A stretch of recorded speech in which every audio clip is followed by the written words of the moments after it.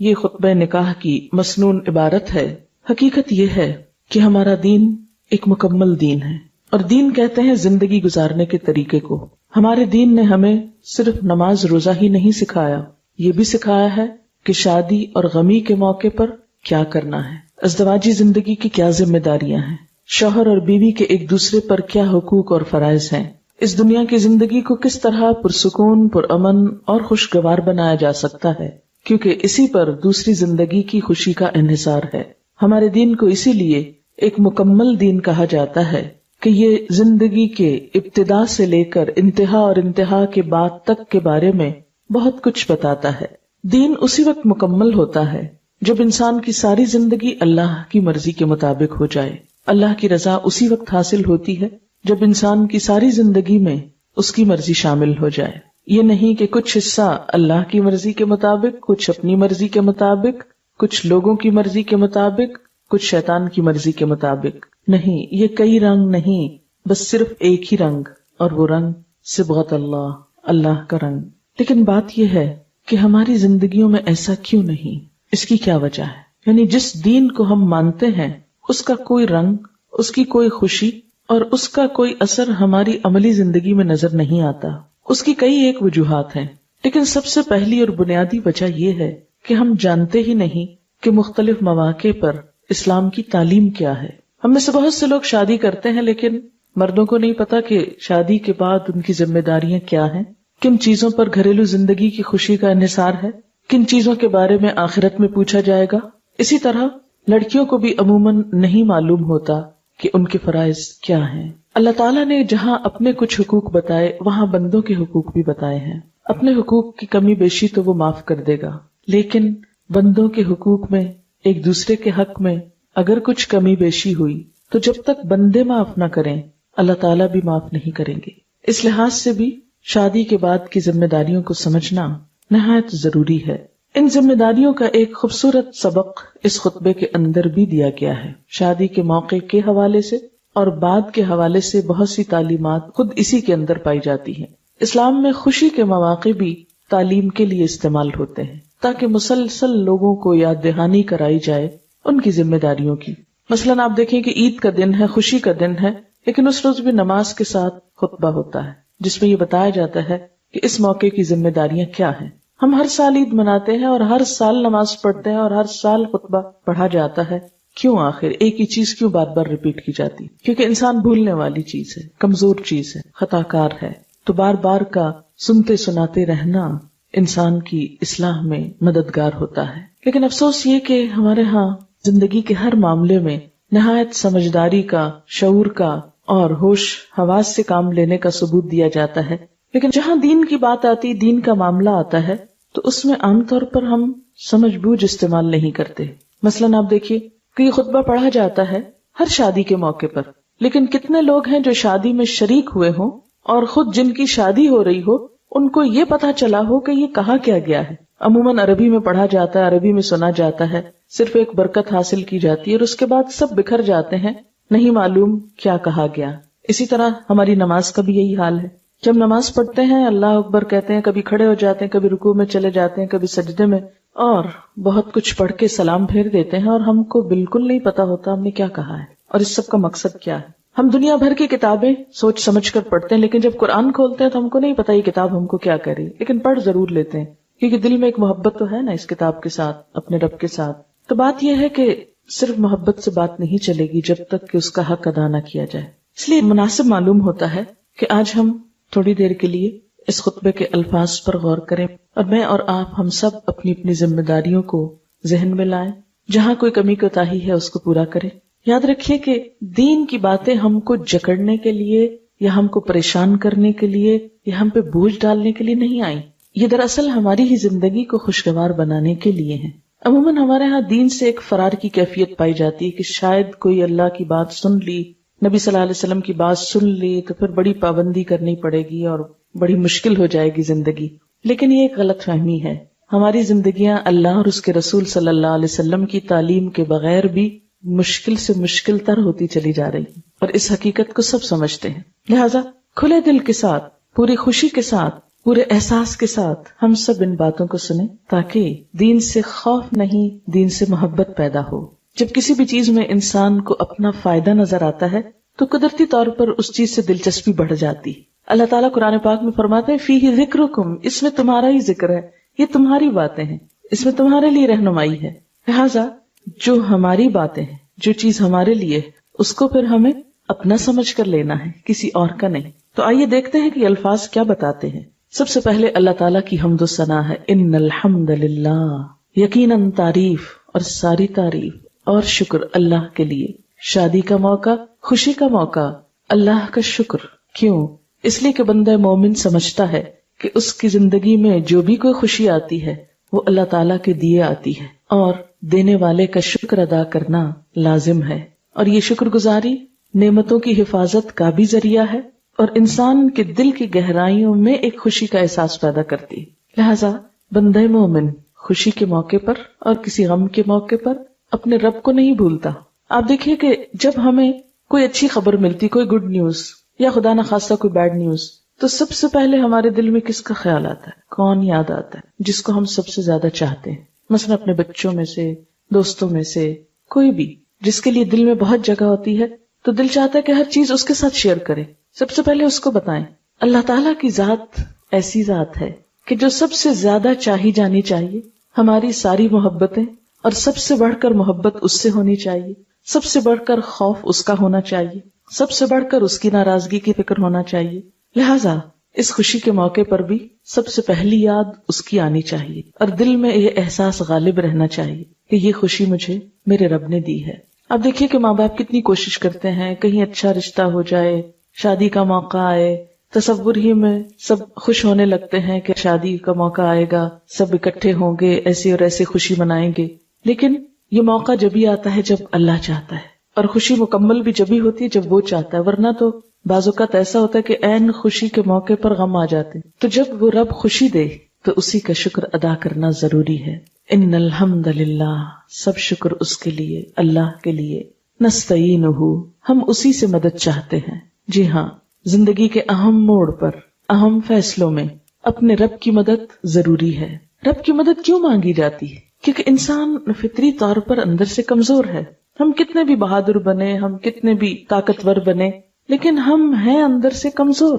چھوٹی سی چیز بھی اندر ہلچل مچا دینے کے لیے، توڑ پھوڑ کر دینے کے لیے کافی ہو جاتی ہے۔ آپ خوش بیٹھے ہیں، کسی کی ایک چھوٹی سی چیز آپ کو اندر تک ڈسٹرب کر دیتی ہے۔ پھر زندگی کے اہم مرحلوں میں تو انسان کیا چاہتا ہے کہ کوئی ایسا ہو جس پر میں اپنے سارے بوجھ ڈال دوں، جس کے حوالے میں ساری مشکلات کر دوں، اور وہ میری مدد کرے، اور ہو بھی وہ ایسا جو مدد کر سکتا ہو۔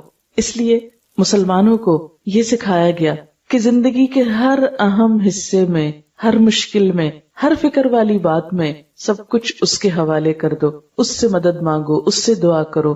نستعینہ، ہم اس سے مدد چاہتے ہیں اس اہم موڑ پر کہ خیر و عافیت سے سب کچھ درست ہو جائے، اور آئندہ زندگی میں لڑکی اور لڑکے کا نبھا بھی بہت اچھا ہو جائے۔ ونستغفرہ، اور ہم اسی سے بخشش چاہتے ہیں۔ عام طور پر یہ سوچا جاتا ہے کہ بخشش بس اس وقت مانگی جاتی ہے جب انسان بہت گناہ کر لے، لیکن بندہ مومن ہر حال میں اللہ سے بخشش کی دعا کرتا رہتا ہے کہ معلوم نہیں کوئی انجانے میں ایسی بات نہ ہو گئی ہو، بھول چوک کر نہ ہو گئی ہو، غلطی سے نہ ہو گئی ہو، بے سوچے سمجھے نہ ہو گئی ہو کہ جس سے میرا رب مجھ سے ناراض ہو جائے۔ نستغفرہ، ہم اس سے بخشش چاہتے ہیں۔ اور نبی صلی اللہ علیہ وسلم جیسی ہستی جو کبھی گناہ نہیں کرتے تھے، وہ اپنے بارے میں فرماتے ہیں کہ میں دن میں 70 سے 100 بار استغفار کرتا ہوں کہ جب رب نعمت دے تو میں اسی کا شکر گزار ہو جاؤں۔ جب دین کی تکمیل ہوئی تو اس وقت بھی سورۃ النصر میں کیا فرمایا گیا؟ اذا جاء نصر اللہ والفتح ورأیت الناس يدخلون فی دین اللہ افواجا فسبح بحمد ربک واستغفر، کہ جب اللہ کی مدد آ جائے، لوگ فوج در فوج دین میں داخل ہوں، نبوت کے مشن کی تکمیل ہو جائے، تو آپ اللہ کی حمد و ثنا کیجئے، تسبیح کیجئے اور اس سے استغفار کیجئے۔ انہ کان توابا، بے شک وہ بہت توبہ قبول کرنے والا ہے۔ نبی صلی اللہ علیہ وسلم جس کام کے لیے بھیجے گئے، جب وہ مکمل ہوا تو کیا کہا گیا؟ اب خوشی کیسے منائیے؟ فسبح بحمد ربک واستغفر، اپنے رب کی تسبیح کیجئے اور استغفار کیجئے۔ تو خوشی کے موقع پر بھی اللہ تعالیٰ سے یہ معافی مانگتے رہنا کہ ہماری کسی بات سے آپ ناراض نہ ہو، یہ بہت ضروری ہے. اور سچی بات یہ ہے کہ ہمارا رب جب ہم کو خوشیاں دیتا ہے تو ہم ایسے کام کرتے ہیں جس سے اللہ تعالیٰ ناراض ہو. عام حالات میں شاید گناہ کچھ کم ہوتے ہوں، لیکن خوشی کے مواقع پر عموماً ہر حد پار کر دیتے ہیں.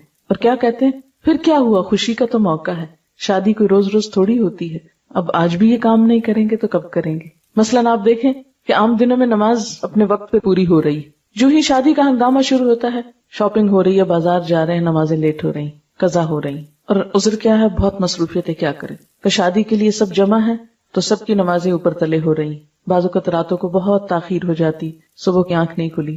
اور پھر دلہن کے لیے خاص طور پر یوں لگتا ہے جیسے لکھ دیا گیا ہو کہ نماز کی چھٹی، کہ کچھ گھنٹے تو اس کو بیوٹی پارلر میں گزارنے ہیں. اب اس وقت کیسے اٹھے وہ بیچ میں ادھورا سب کام چھوڑ کر، کیونکہ ٹائم ہی یہی ملا ہے. نماز کا وقت آئے گا، کوئی نہیں، اللہ معاف کرنے والا ہے، خیر ہے. اب باقی وقت اب سج بن کے بیٹھے، اب اس حال میں کیسے حرکت کریں، نماز معاف. اب سسرال کے گھر میں آئے ہیں نئے، وہ کیا کہیں گے، لو آتے ہی اب نماز پڑھنا چاہتی، دوسرے ڈسٹرب ہوں گے میری نماز سے، دوسروں کو تکلیف کیا دینا. لہٰذا طرح طرح کے عذر بہانے کر کے ہم اپنے فرض کو ایک طرف ڈال دیتے ہیں. پھر اسی طرح آپ دیکھیے کہ عام طور پر ہم جب اپنے گھر میں ہوتے ہیں تو غیبت، چغلی اور ان چیزوں کا موقع کم آتا ہے. جب خوشی کے موقع پہ اگلے پچھلے نئے پرانے سب لوگ اکٹھے ہوتے، سب رشتے دار، پھر پچھلے گلے شکوے یاد آ جاتے، پھر ناراضگیاں یاد آ جاتی، پھر ایک دوسرے کے راز کھلتے ہیں، کھولے جاتے ہیں. وہ اس کا شکوہ اس سے کر رہا ہے، وہ اس کی غیبت اس سے کر رہا ہے، وہ اس کے دکھڑے اس کے سامنے کھول رہا ہے، اور اس طرح بہت ساری غلط باتیں زبان سے نکلتی ہیں. یہی خوشی کے مواقع بہت سی ناراضگیوں کا سبب بن جاتا ہے. پھر آپ دیکھیے کہ جب ہم کسی مجلس میں ہوتے ہیں، شادی کے موقع پہ اچھا پہننا، اچھا کھانا کو منع نہیں ہے، اپنی استطاعت اور حیثیت کے مطابق کریں، اسراف نہ ہو، کیونکہ اسراف کرنے والے اللہ تعالیٰ کو پسند نہیں. قرآن پاک میں آتا ہے ان المبذرین کانوا اخوان الشیاطین، فضول خرچی کرنے والے لوگ شیطان کے بھائی ہوتے ہیں. اپنی حدود سے باہر نکلنا، قرض لے لے کر بڑے بڑے کام ایسے کرنا کہ جس سے ایک دھاک بیٹھ جائے، ایک نام بن جائے، یہ ایک پسندیدہ چیز نہیں ہے. لیکن ہم ایسے مواقع پر صرف دکھاوے کے لیے، صرف لوگوں کو بتانے کے لیے کہ ہمارے پاس بہت کچھ ہے، ہم اس نیت سے بسا اوقات پہنتے بھی ہیں، پہناتے بھی ہیں، دلہن کو چڑھاتے بھی ہیں. تو اسلام میں ریاکاری، دکھاوا، اسراف، یہ سب ناپسندیدہ چیزیں. پھر آپ دیکھیے کہ شادی کے موقع پر کیا کرتے ہیں کہ جب تک بیٹھے رہتے ہیں لوگوں کا جائزہ لیتے رہتے، اس نے کیا پہنا، اس نے کیا پہنا، کسی کو دیکھ کے خوش ہوئے، کسی کو دیکھ کے کڑھے. پھر جب گھر واپس پلٹتے ہیں تو کیا گفتگو ہوتی، کبھی غور کیا ہم نے؟ ضرور بات کرتے ہیں، وہ دیکھا فلاں کی شکل کیسے لگ رہی تھی، اس کو تو یہ کپڑے سوٹ ہی نہیں کر رہے تھے، اور اس کو اس عمر میں کیا چاو آیا کہ وہ اتنا کچھ پہن کے آ گئی. کسی کے ناک پہ تبصرہ، کسی کے میک اپ پہ تبصرہ، کسی کے کپڑے پہ تبصرہ. مومن تو کسی کا مذاق نہیں اڑاتا، اس کی گفتگو تو ایسی نہیں ہوتی کہ وہ لوگوں کی شکل و صورت پہ بات کرے، ان کے لباس پہ بات کرے، کسی کی غربت کا مذاق اڑائے، کسی کی امارت کا مذاق اڑائے. تو یہ سب کام عموماً ایسے ہی موقعوں پر جنم لیتے ہیں. اس لیے ایک طرف تو ان سے احتیاط لازم، اور دوسری طرف نستغفرہ، کہ ہماری کسی بات سے اللہ تعالیٰ ناراض نہ ہو، ہم اس سے معافی چاہتے ہیں. ونعوذ باللہ من شرور انفسنا، اور ہم اللہ کی پناہ میں اپنے آپ کو دیتے ہیں اپنے نفس کے شر سے بچنے کے لیے، کیونکہ انسان کا نفس اسے برائی پہ اکساتا ہے. چھوٹی سی بات کسی کی مائنڈ کی تو اس وقت تک چین نہیں آتا جب تک اس سے دگنا نہ اس کو سنا دے. کسی کی طرف سے تھوڑی سی تکلیف پہنچے تو جواب دینا لازم ہے. یہ کیسے ہو سکتا ہم چپ بیٹھے رہیں، اور چاہے اس میں بات بڑھ جائے اور کام خراب ہوتا ہے تو ہم اپنا غصہ تو ٹھنڈا کر لیں. لہذا نعوذ باللہ من شرور انفسنا. حضرت یوسف علیہ السلام نے بھی کہا تھا کہ ان النفس لامارۃ بالسوء، یقیناً نفس تو انسان کو برائی پہ اکساتا ہی رہتا ہے، برائی پہ آمادہ ہی کرتا ہے، وہ تو برائی کی طرف ہی لے کے جاتا ہے. لہذا نفس کی ایسی باتیں جو انسان کو دنیا میں بھی نقصان دے تو ان کو ماننے میں خسارہ ہی ہے. دیکھیے کہ نفس کا شر ہوتا کیا ہے، دل کی تنگی، حسد، بغض، حرص، لالچ، طمع، دوسرے کے لیے برے خیالات، بدگمانی، نیگیٹو تھنکنگ، یہ سب کچھ نفس کا شر ہے. خود کو بڑا سمجھنا، لوگوں کو حقیر سمجھنا، اپنی کسی خوبی کا بہت زوم ہونا، یہ ساری چیزیں نفس کے شر میں آ جاتی ہیں. سب سے پہلے نفس کے شر کا شکار ہوا تھا شیطان، اور اس نے کیا کہا تھا، انا خیر منہ، میں اس سے بہتر ہوں، خلقتنی من نار وخلقتہ من طین، مجھے تو نے آگ سے بنایا، اس کو مٹی سے، میں اس کے آگے جھک نہیں سکتا. اب دیکھیے کہ انا کا شکار لوگ دراصل شیطان کے پیروکار ہوتے ہیں، اور عام روزمرہ زندگی میں جتنی بھی خرابیاں ہوتی، اگر ہم ان کا انالائز کریں تو ہم دیکھیں گے کہ انسانی تعلقات کو بگاڑنے کے پیچھے بھی نفس ہوتا ہے. لو ہم ایسے ہی گئے گزرے، ہم دوسرے سے کمتر ہیں، ہم کیوں جھکیں، ہم کیوں اس کی بات مانیں، ہم اس کے کہے میں کیوں آئیں، ہم کیوں معافی مانگیں چاہے قصور ہمارا اپنا ہو. تو ہم بسا اوقات اس نفس کی وجہ سے بڑے بڑے نقصان اٹھاتے ہیں، لیکن صرف اس ایک کو بچانے کے لیے بندوں کو بھی ناراض کرتے ہیں، رب کو بھی ناراض کرتے ہیں۔ اسی طرح اللہ کی اطاعت میں جو چیز حائل ہوتی ہے وہ بھی انسان کا نفس ہے، اور بندوں کا حق ادا کیوں نہیں ہوتا اس میں بھی انسان کا نفس آڑے آتا ہے۔ آپ دیکھیں کہ شادی کے بعد انسان کی عبادت کی قبولیت کا انحصار شوہر اور بیوی کے باہم ایک دوسرے کو راضی اور خوش رکھنے پر ہے۔ نبی صلی اللہ علیہ وسلم نے فرمایا، جو عورت 5 وقت کی نماز پڑھے، رمضان کے روزے رکھے اور اپنی شرم و عزت کی حفاظت کرے اور اپنے شوہر کی اطاعت کرے، وہ جنت کے جس دروازے سے چاہے داخل ہو جائے۔ شوہر کی خوشی اور شوہر کی اطاعت جنت میں جانے کا سبب ہے۔ جہاں نماز ضروری ہے وہاں شوہر کی بات ماننا بھی ضروری ہے، لیکن عموماً ہم یہ سمجھتے ہیں کہ اگر ہم نماز پڑھ رہے ہیں تو شوہر کا حق ادا نہیں بھی ہو تو خیر ہے، کوئی بات نہیں، یہ دونوں ہی برابر ہیں۔ لیکن عموماً ہمیں شوہر کا حق ادا کرنے میں یا شوہر کو بیوی کا حق ادا کرنے میں کیا چیز مانے ہوتی ہے، کیا چیز رکاوٹ بن جاتی ہے؟ انسان کی انا۔ اس لیے اس چیز کے شر سے پناہ مانگی گئی جو انسان کے اچھے تعلقات کے راستے میں بہت بڑی رکاوٹ ہے۔ شادی کے بعد آپ دیکھیں شوہر اور بیوی کے جھگڑے کو بڑھانے میں جو چیز اہم کردار ادا کرتی ہے وہ انسان کا نفس ہے۔ مجھے کیوں کہا، مجھے کیوں بول دیا، میری انسلٹ کر دی، مجھ سے معافی نہیں مانگی۔ اور بعض اوقات انسان قصور ہوتے ہوئے کیوں نہیں دوسرے سے معافی مانگتا کہ اس میں میری بے عزتی، ٹوٹ تو جاؤں گی لیکن جھکوں گی نہیں۔ یہ سب کچھ نفس کے شر سے ہوتا ہے۔ انسان وہی محبت حاصل کر سکتا ہے جو جھکنا جانتا ہو، جو دینا جانتا ہو، وہی قدر پا سکتا ہے جو دوسروں کی قدر کرنا جانتا ہو۔ کہتے ہیں نا، سراہی سر نگو ہو کر بھرا کرتی ہے پیمانہ، اور دوسروں کو دینے کے لیے، دوسروں کو خوش کرنے کے لیے، دوسروں کے دل میں جگہ بنانے کے لیے، محبتیں، خوشیاں اور مسکراہٹیں بکھیرنے کے لیے جھکنا نہایت ضروری ہے۔ عاجزی بڑی پسندیدہ ہے۔ عاجزی اللہ کے سامنے بھی پسندیدہ ہے اور اللہ کے بندوں کو بھی پسندیدہ ہے۔ اس لیے خاص طور پر اس موقع پر کیا کہا گیا؟ نعوذ باللہ من شرور انفسنا ومن سیئات اعمالنا، اور اپنے برے اعمال کے شر سے بھی ہم اپنے آپ کو بچانے کے لیے اللہ کی پناہ میں دیتے ہیں۔ گناہوں کے برے اثرات بھی ہوتے ہیں انسان کی زندگی میں۔ سب سے پہلی بات تو یہ کہ انسان جب اپنے ضمیر کے خلاف جا کے کوئی بات کرتا ہے، ضمیر اسے چین نہیں لینے دیتا، اندر ایک گلٹ پیدا ہوتی، ایک پریشانی ہوتی، اور مسلسل جب انسان خلاف ورزی کرتا ہے ان حدود کی تو یہ پریشانی بڑھتی چلی جاتی۔ اس لیے ومن سیئات اعمالنا، اللہ تعالیٰ اگر ہم سے کچھ گناہ ہو جائیں تو ان کے برے نتائج سے تو ہم کو بچا لینا۔ من یہدہ اللہ فلا مضل لہ، جس کو اللہ تعالیٰ ہدایت دے اس کو کوئی بھٹکا نہیں سکتا۔ اور وہ ہدایت کس کو دیتا ہے؟ جو ہدایت چاہتا ہے، جس کے اندر طلب ہوتی ہے، تڑپ ہوتی ہے۔ دنیا کے باقی استعمال کی چیزیں تو اللہ تعالیٰ بغیر مانگے بھی دے دیتا ہے۔ مثلاً ہم نے اپنی آنکھیں مانگی نہیں تھی، اپنا دل مانگا نہیں تھا، اپنا رزق مانگا نہیں تھا، بہت سی چیزیں اللہ تعالیٰ نے خود بخود ہم کو دی، لیکن ہدایت صرف اس کو ملتی ہے جو مانگتا ہے، جو طلب کرتا ہے۔ ورنہ تو مسلمان گھرانے میں پیدا ہو کر بھی بہت سے لوگ ہدایت سے بہت دور ہوتے ہیں۔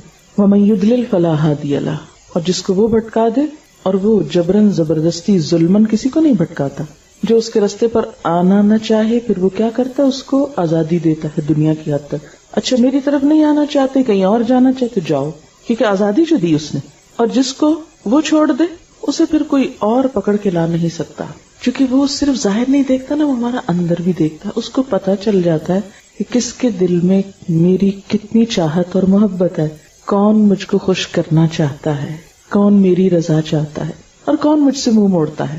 ہم زبان سے چاہے کتنا بھی کہیں، لوگوں کو پتا نہ چلے مگر اس کو تو پتا چل جاتا ہے، وہ پھر اندر کی بات پر فیصلہ کرتا ہے۔ آپ دیکھیے کہ اگر ہم کو پتا چل جائے کسی انسان کے بارے میں کہ یہ ہمیں نہیں چاہتا، یہ ہم کو پسند نہیں کرتا، یہ ہم سے ملنا نہیں چاہتا، بتائیے آپ اس سے ملنا چاہیں؟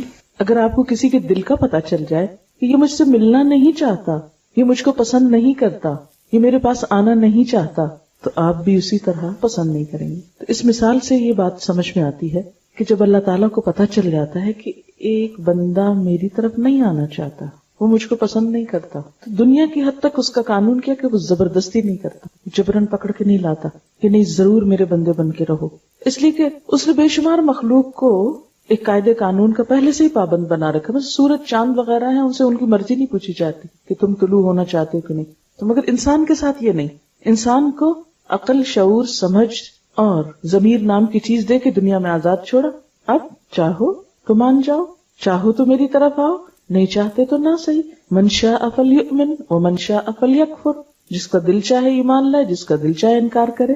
کوئی جبر نہیں، زبردستی نہیں. ایسے میں جو اپنی خوشی سے کچھ بھی طلب رکھتا ہو اس کی طرف جانے کی، اس کے لیے وہ راہیں کھول دیتا ہے. پھر اس کے لیے وعدہ ہے 1 قدم بس چلو، 10 قدم میں تمہاری طرف آؤں گا. اس لیے عام طور پر اس بات کو سمجھنے میں کنفیوژن ہوتا ہے کہ جب اللہ ہی نہیں چاہتا ہم کو ہدایت دینا تو ہم کیا کریں. نہیں، اس سے پہلے خود سے پوچھیں کیا ہم خود چاہتے ہیں؟ ہم نے اس کے لیے کتنی کوشش کی؟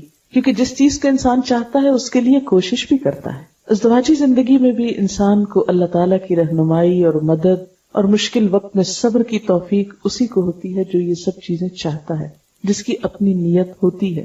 پھر اس کے بعد کلمہ شہادت ہے، اشہد ان لا الہ الا اللہ واشہد ان محمدن عبدہ ورسولہ. میں گواہی دیتا ہوں اس بات کی کہ اللہ کے سوا کوئی الہ نہیں اور محمد صلی اللہ علیہ وسلم اللہ کے بندے اور اس کے رسول. اس کا کیا مطلب ہے؟ اور شادی کے موقع پہ کلمہ کیوں پڑھا جا رہا ہے؟ ایمان کی تجدید کے لیے، اس بات کے احساس اور اظہار کے لیے کہ ہم اللہ ہی کو اپنا رب مانتے ہیں، اسی کو معبود سمجھتے ہیں، اسی کی عبادت کریں گے، اسی کی اطاعت کریں گے، اسی سے ڈریں گے، اسی کے لیے یہ تعلق جوڑ رہے ہیں، اسی کا نام لے کر یہ عہد کر رہے ہیں، اور اس کے آگے جواب دہی کے ڈر سے ایک دوسرے کا خیال رکھیں گے. اور محمد صلی اللہ علیہ وسلم کو رسول ماننے کا مطلب کیا ہے؟ کہ اس زندگی میں جو تعلیمات ان کی طرف سے میرے لیے آئی ہیں ان کو بھی ہم مانیں گے. ہمارے لیے بہترین نمونہ وہی ہیں، ہمارے لیے ان کی سنت، ان کا طریقہ سب طریقوں سے زیادہ اچھا ہے. پھر خطبہ نکاح میں 3 آیات ہیں جن میں 4 دفعہ تقویٰ کا حکم ہے.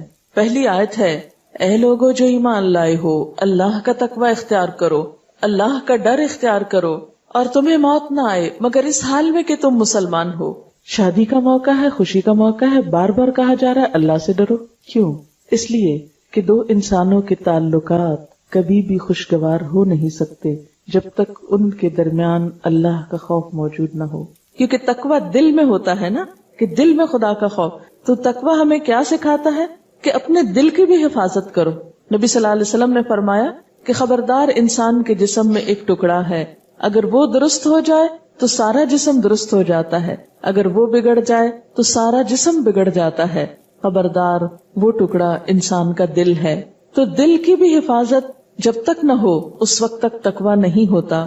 اور تقویٰ کہ دل کی حفاظت کے ساتھ انسان دوسرے سے معاملہ کرے کہ دل میں بھی کسی کے لیے برا نہ رکھے. کیونکہ اگر نیت اچھی نہ ہو تو بظاہر انسان کتنی بھی خوشامد کرتا رہے، وہ دوسرے کے دل پہ جا کے نہیں لگتی. فریب کاری، ریاکاری، دکھاوا اور اوپر سے خلوص کو ظاہر کرنا، یہ زیادہ دن تک انسان نہیں کر سکتا. اس لیے کیا فرمایا؟ خدا سے ڈرو، کسی پہ ظلم نہ کرو، زیادتی نہ کرو. اب دیکھیے کہ عام طور پر ہمارے معاشرے میں جو جھگڑے اور فساد ہوتے ہیں، یا خاص طور پر شادی کے بعد لڑکیوں کو جو مسائل ہوتے ہیں، اس میں بنیادی وجہ کیا ہوتی ہے؟ کہ دونوں فریقوں کے اندر خدا کا خوف نہیں ہوتا. انسانی تعلقات کی خوشگواری اسی وقت ہو سکتی ہے جب انسان کے دل میں اللہ کا احساس ہو، اللہ کا ڈر ہو. تقویٰ میں صرف ڈر ہی نہیں، اس کی محبت بھی آتی ہے، اس کا احساس بھی آتا ہے. کسی نے کہا تھا کہ میں اللہ سے ڈرتا ہوں اور اس کے بعد اس شخص سے ڈرتا ہوں جو اللہ سے نہیں ڈرتا. کیونکہ جو شخص خدا سے نہ ڈرتا ہو، آپ اس کے شر سے بچ ہی نہیں سکتے. وہ جب چاہے جھوٹ بول دے، جب چاہے آپ پہ الزام لگا دے، جب چاہے آپ کو تانا دے، جب چاہے آپ کا ناطقہ بند کرے، آپ کو اذیت دے، ستائے، جو چاہے آپ کے ساتھ کرے. آپ دیکھیے کہ شادی کے بعد عموماً کمپلیکیشنز کیوں ہوتی؟ کبھی غور کیا آپ نے؟ شوہر اور بیوی کے تعلقات میں خرابی کیوں آتی؟ ساس بہو کے تعلقات کیوں خراب ہوتے؟ کیونکہ بہت سی باتوں کو ٹویسٹ کر کے کچھ سے کچھ کر دیا جاتا ہے. بات کچھ ہوتی ہے، بنا کچھ لیا جاتا ہے. ایسا کیوں ہوتا ہے؟ اس لیے کہ خدا کا خوف نہیں ہوتا. شادی کی خوشی کی بنیاد کیا ہوتی ہے؟ شوہر اور بیوی کا باہم ایک دوسرے پر اعتماد. یہ اعتماد وہاں زیادہ ہوگا جہاں خدا کا خوف بیچ میں. کیونکہ شوہر کو بھی اطمینان ہوگا میری بیوی مجھ کو چیٹ نہیں کرے گی، بیوی کو اطمینان ہوگا کہ میرا شوہر مجھ سے بے وفائی نہیں کرے گا، مجھے دھوکہ نہیں دے گا، میرے حقوق ادا کرے گا، میرے بارے میں اللہ نے جس کو ذمہ داری ڈالی اس کو پورا کرے گا. ہم عموماً سمجھتے کہ شادی کی خوشیوں کا انحصار زیادہ اچھے کپڑے پر، زیادہ خوبصورت جیولری پر، زیادہ اچھے گھر پر، زیادہ اچھی جاب پر شوہر کی، یا زیادہ پڑھی لکھی بیوی پر ہے. نہیں، یہ سب چیزیں ٹھیک ہے، مددگار ہیں، لیکن جب تک دونوں میں خدا کا خوف نہ ہو تو تعلقات اچھے نہیں ہو سکتے. بسا اوقات دونوں ایک دوسرے کے لیے اذیت کا سبب بنے رہیں. آپ نے دیکھا ہوگا کہ کچھ عورتوں کو یہ شکایت ہوتی ہے کہ شوہر مارنے پیٹنے پہ اتر آتے ہیں، چھوٹی چھوٹی بات، کھانے میں نمک کیوں زیادہ ہو گیا، دروازہ اونچا کیوں بند ہو گیا، بچے کو کیوں ڈانٹ پڑی، ہر وقت عورت ظلم و ستم کا نشانہ بنی رہتی. کیوں؟ اس لیے کہ خدا کا خوف نہیں. اللہ تعالیٰ ان سب باتوں کا حساب لے گا جو کسی پر بھی جبرن ظلمن زیادتی کی جائے.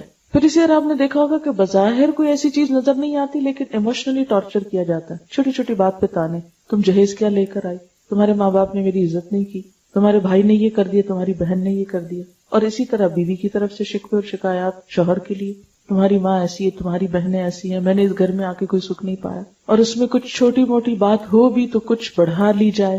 کیوں بڑھا لی جاتی ہے؟ اس لیے کہ خدا کا خوف جو نہیں، تقویٰ جو نہیں. تقویٰ ہی وہ چیز ہے جو انسان کو بیلنس دیتا ہے، بات کرتے ہوئے احساس دیتا. اور اگر کوئی غلط بات منہ سے نکل بھی جائے تو جب انسان کو احساس ہو تو فوراً پلٹ بھی آتا، سوری یہ میری غلطی، یہ میرا قصور ہے. کیونکہ انسان کو پتا ہے کہ میں بندوں سے چھپ سکتا ہوں، اللہ سے نہیں چھپ سکتا. اور پھر حق کا تقاتی، کیسا تقویٰ؟ جیسا تقویٰ کا حق ہے. وَلَا تَمُوتُنَّ إِلَّا وَأَنْتُمْ مُسْلِمُونَ، اور تم نہ مرنا مگر اس حال میں کہ تم فرما بردار ہو، اللہ کی اطاعت پر تمہاری موت آئے. ہوتا یہ کہ شادی سے پہلے تو انسان اپنی اپنی زندگی گزارتا ہے، شادی کے بعد شوہر بیوی، بیوی شوہر کے انفلوئنس میں آ جاتی اور بہت سی چیزیں ایک دوسرے کی خوشی کے لیے غلط کرنے لگتے ہیں جو اللہ تعالیٰ کو ناراض کرتی. فرمایا نہیں، تمہیں اللہ ہی کا تابع دار اور فرما بردار ہونا ہے. پھر دوسری آیت، اے لوگو اپنے رب سے ڈرو جس نے تم کو ایک جان سے پیدا کیا، یعنی مرد ہو یا عورت سب کی اصل ایک ہے. اور یہ بات بھی اس لیے ضروری ہے نا اس موقع پر کہنا، کیونکہ ہمارے معاشرے میں یہ احساس پایا جاتا ہے کہ عورت ایک کمتر چیز ہے. ضروری نہیں ہر جگہ، لیکن جہاں دین دنیا دونوں کی تعلیم نہیں وہاں عموماً عورت کی کوئی عزت نہیں. اس کو ایک نوکرانی بنا کے بعض اوقات گھر میں لایا جاتا ہے، بعض اوقات اس کی کوئی عزت نہیں، کوئی اس کی حیثیت نہیں، کوئی اس کا مقام نہیں، کوئی اس کا مرتبہ نہیں، کوئی اس کا حق نہیں، جیسے چاہو اسے استعمال کرو. نہیں، دونوں ہی انسان ہونے کے ناطے محترم ہیں، دونوں کی اصل ایک ہے، دونوں انسان ہیں. جیسا دل مرد کے اندر ہے ویسا ہی عورت کے اندر ہے، بلکہ زیادہ نازک. نبی صلی اللہ علیہ وسلم نے عورتوں کے بارے میں معاملہ کرتے ہوئے فرمایا تھا، رفقاً بالقواریر، نرمی سے، آئینے ہیں، کرسٹلز ہیں، ہینڈل وتھ کیئر، محبت کا معاملہ کرنا. جیسے آپ دیکھیں نا کہ شیشے کا برتن اور جو زیادہ مہنگا ویسے کرسٹل ہو تو کتنا احتیاط سے اٹھاتے رکھتے ہیں. عورتوں کے ساتھ سلوک میں یہی مثال دی گئی کہ جیسے آئینے کو احتیاط سے اٹھاتے ہو، شیشے کی چیز کو احتیاط سے اٹھاتے ہو، احتیاط سے رکھتے ہو کہ کہیں دراڑ نہ آ جائے، کہیں اسکریچ نہ آ جائے، کہیں ٹوٹ نہ جائے. ایسے ہی ایک دوسرے کے اور خصوصاً عورت کے جذبات کا احترام کرنا، اس سے محبت سے پیش آنا. کیونکہ ایک لڑکی جب اپنا گھر بار چھوڑ کر آتی ہے تو اس کے لیے سب کچھ اجنبی ہوتا ہے، اسے عام حالات سے بڑھ کر محبت چاہیے ہوتی، حتیٰ کہ وہ اس گھر سے مانوس ہو جائے. لیکن بسا اوقات سسرال کی ایکسپیکٹیشنز فوری طور پر بہت بڑھ جاتی. ایک ایک چیز میں پورا جائزہ لیا جاتا ہے، دوربین لگا کے کھنگالا جاتا ہے کیا آتا ہے کیا نہیں آتا. اگر اسی جگہ اپنی بیٹی کو رکھا جائے تو ہو سکتا ہے اس سے بھی گئی گزری ہو، لیکن بیٹی کے قصور کبھی نظر نہیں آتے ماں کو. محبت جو ہے، مگر کسی کی بیٹی جب آتی ہے تو اس کی چھوٹی چھوٹی بات بھی بہت بھاری لگنے لگتی اور چھوٹی چھوٹی چیز پہ انسان مایوس ہونے لگتا ہے، دل ہارنے لگتا ہے. یہاں تو گزارا مشکل. حالانکہ ایک پودا کہیں سے آپ نرسری سے لا کے گھر لگاتے ہیں اپنے لان میں، ہم نے دیکھا ہوگا کہ اس کو جڑ پکڑنے میں ذرا ٹائم لگتا ہے، اور پہلے وہ مرجھاتا ہے، پھر وہ جڑیں پکڑتا ہے، پھر وہ مضبوط ہوتا ہے، پھر برگبار لاتا ہے، پھول اور پھل لاتا ہے. بالکل ایک بچی جب نئے گھر میں آتی ہے تو پہلے وہ کملاتی ہے، ایڈجسٹمنٹ میں ہوتی ہے کچھ مشکل، پھر آہستہ آہستہ وہ اس سے مانوس ہوتی ہے، اس کی جڑیں وہاں مضبوط ہوتی ہیں، پھر وہ ماں بنتی ہے، پھر وہ اس خاندان کے اندر ایک اہم مقام حاصل کر لیتی. تو ایک نئے پودے اور ایک بھرپور درخت میں بہت فرق ہوتا ہے. کسی آنے والی بچی کو اپنے اوپر قیاس نہیں کرنا چاہیے. مثلا ساس ہی ہے، یہ نہ سمجھے کہ جو ہنر اور سکلز مجھ کو آتے ہیں وہ آنے والی بچی کو بھی سب آتے ہیں. نہیں، اگر ساس اس کو صرف اپنی بیٹی سمجھ لے اور اتنا ہی معاف کر دے جتنا اپنی بیٹی کو معاف کر دے. مثلا اپنی بیٹی 10 بجے دن تک سوتی رہے تو ہم کہتے ہیں ہاں بچی ہے نا، تھک جاتی بیچاری، کیا کرے. اگر بہو ایسا کر لے شامت آ جاتی. ڈبل سٹینڈرڈز ہے نا ہمارے، اسی لیے ہمارے گھروں میں خوشی نہیں ہوتی. خود بیمار ہو تو کچھ اور چاہیں گے، بہو بیمار ہو کچھ اور سٹینڈرڈز. یہ چھوٹی چھوٹی چیزیں ہمارے تعلقات کو خراب کر کے رکھ دیتی. تو شوہر کو کیا سمجھایا گیا؟ دونوں ایک اصل سے ہو. عورت کی بھی عزت ہے، اسے بھی احترام دینا ہوگا. اسی طرح شوہر کی بھی عزت ہے. یہ نہیں کہ مثلاً اگر لڑکی کسی زیادہ بہتر گھرانے سے آئی ہے، بہتر سے مراد یہ کہ کسی بھی اعتبار سے، علم، مال یا کسی بھی شان و شوکت کے اعتبار سے جو دنیاوی معیار عام طور پر پائے جاتے ہیں، تو یہ نہیں کہ وہ آ کر یہ سمجھے کہ میں بڑی ہوں لہذا ہر چیز میرے مرضی کے مطابق ڈھل جانی چاہیے. کیونکہ بسا اوقات کیا ہوتا ہے کہ باہر سے آنے والی لڑکی یہ سمجھتی ہے کہ سب سے زیادہ حق میرا ہے اس گھر پر، اس لیے کہ میرا شوہر کما کے لا رہا ہے، وہ ساری آمدنی مجھ کو ملنی چاہیے. ہر جگہ میری مرضی ہونی چاہیے، اور ساس اور سسر اور باقی رشتے دار سب ریٹائر ہوں، وہ اپنا کام کریں، اب حکومت میری ہے. تو یہ رویہ بھی درست نہیں ہے. کسی بھی گھر میں اپنا مقام پیدا کرنے کے لیے ابتدا حقوق مانگنے سے نہیں، خدمت کرنے سے ہونی چاہیے. جب دینے والے ہوں گے تو ملے گا بھی. تو یہاں پر کیا فرمایا؟ دونوں کی اصل ایک ہے. خلقکم من نفس واحدۃ، ایک جان سے بنایا تم کو. وخلق منہا زوجہا، اسی سے اس کا جوڑا بنایا. یعنی عورت ہو یا مرد، دونوں ایک اصل سے ہو. اس لحاظ سے دونوں میں فرق نہیں. ہاں، دونوں کے حقوق اور ذمہ داریاں الگ ہیں. وَبَثَّ مِنْهُمَا رِجَالًا كَثِيرًا وَنِسَاءً، اور ان دونوں سے بہت سے مرد اور عورتیں پھیلا دی. دنیا میں جتنے انسان نظر آتے ہیں، یہ صرف تنہا کسی مرد کا کمال نہیں، تنہا کسی عورت کا نہیں، یہ دونوں کے ملاپ کا نتیجہ ہے. لہٰذا ایک خاندان کو بنانے کے لیے دونوں پلرز برابر ہونے چاہیے. کہتے ہیں نا کہ گاڑی کے دو پہیے، اور دونوں اپنی اپنی جگہ ہوں گے اور ویل بیلنسنگ ہوگی تو پھر ہی گاڑی چلے گی. اگر ایک پہیا بڑا لگا دیں، ایک چھوٹا لگا دیں، ایک زیادہ اچھا لگا دیں، ایک پنکچر لگا دیں، تو گاڑی نہیں چلتی. تو دونوں ہی کو، ایک تو یہ کہ اپنی اپنی جگہ لگنا چاہیے، ایک ہی جگہ نہیں، دونوں کو لگ جانا چاہیے. اور دونوں کے درمیان ایک بہترین طریقے سے کوآرڈینیشن، کوآپریشن، ایک دوسرے کی عزت، احترام، بیلنس، یہ چیز زندگی کو خوشگوار بناتی ہے. پھر فرمایا واتقوا اللہ، اللہ سے ڈرو. یعنی یوں لگتا ہے کہ جیسے اللہ سے ڈرنے سے بات شروع کی جائے، پھر تھوڑا گزرے اور کہیں خرابی ہو تو پھر اللہ سے ڈرو، پھر چلے ہو، پھر کچھ کمی بیشی، پھر اللہ سے ڈرو. اور جب انسان اللہ سے ڈرتا ہے تو اپنی غلطیاں نظر آنے لگتی ہیں. جب اس کا خوف نکلتا ہے تو ہمیشہ دوسروں کی غلطیاں نظر آتی ہیں. واتقوا اللہ الذی تساءلون بہ والارحام، اس رب سے ڈرو جس کا نام لے کر ایک دوسرے سے اپنے حق مانگتے ہو. اور رشتہ داروں کے بارے میں خاص طور پر خدا سے ڈرو، کیونکہ رشتہ داری کا معاملہ، ہاں وہ ماں باپ کی طرف سے ہو یا سسرال کی طرف سے، رشتوں کو کاٹنے والا اللہ کا ناپسندیدہ انسان ہے. نبی صلی اللہ علیہ وسلم نے فرمایا لا يدخل الجنت قاطع الرحم، رشتوں کو کاٹنے والا جنت میں نہیں جائے گا. اور دنیا بھی جہنم ہو جاتی ہے تو اگلی جنت میں اس کو کیا کرنا ہے جا کے؟ اس نے تو یہی اپنے لیے پسند کیا. اللہ تعالیٰ کی رحمت ان لوگوں پر نہیں اترتی جو رشتوں کو کاٹتے، جو رشتوں کا احترام نہ کرے.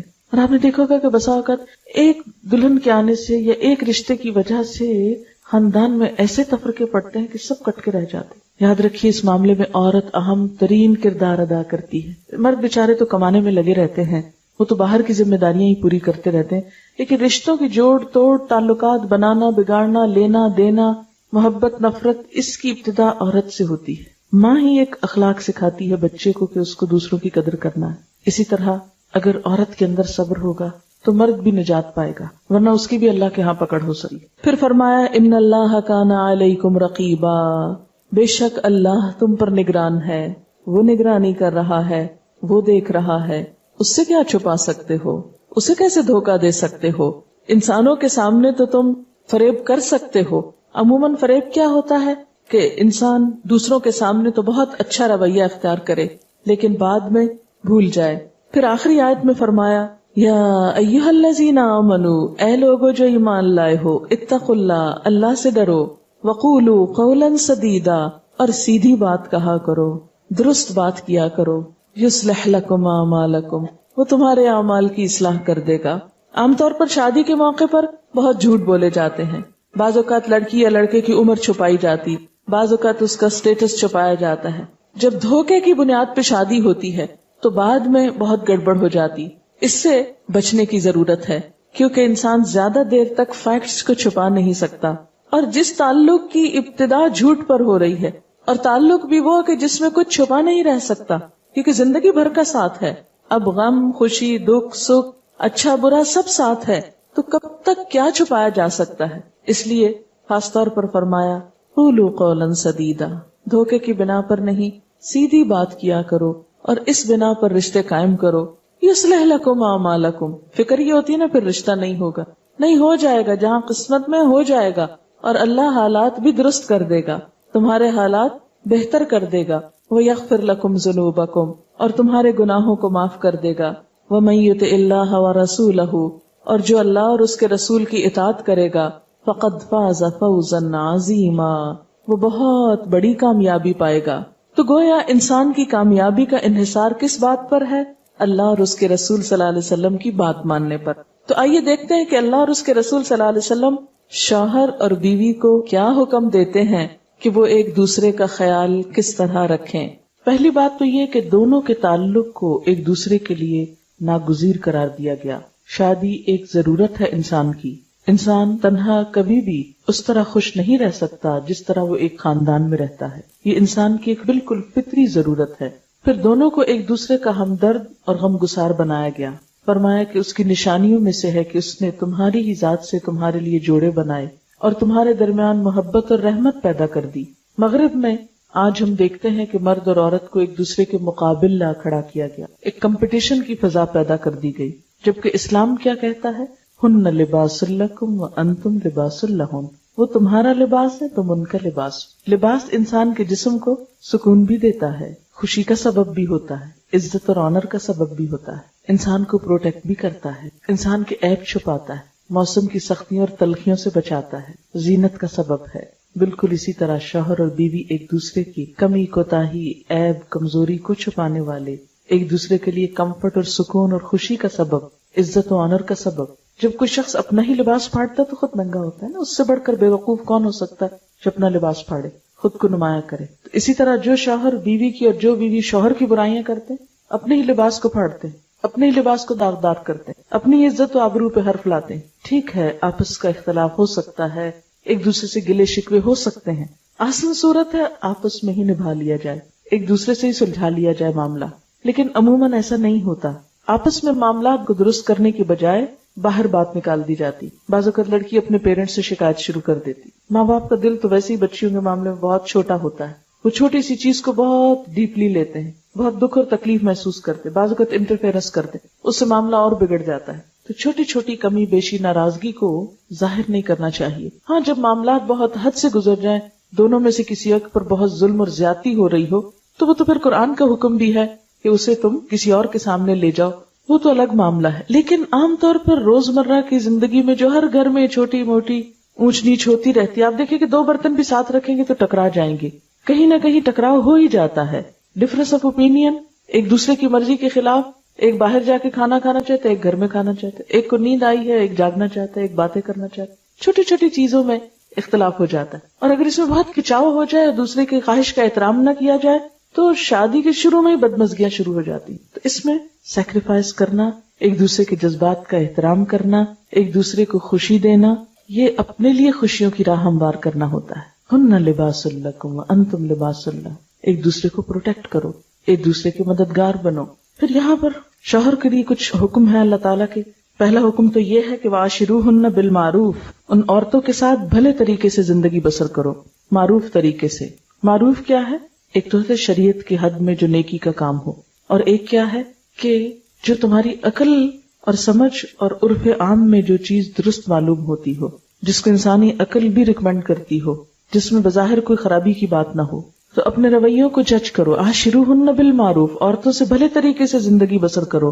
اور اس کی مزید وضاحت آپ صلی اللہ علیہ وسلم کی حدیث کرتی ہے, لوگوں سنو, عورتوں کے ساتھ اچھے سلوک سے پیش آؤ, کیونکہ وہ تمہارے پاس قیدیوں کی طرح ہیں.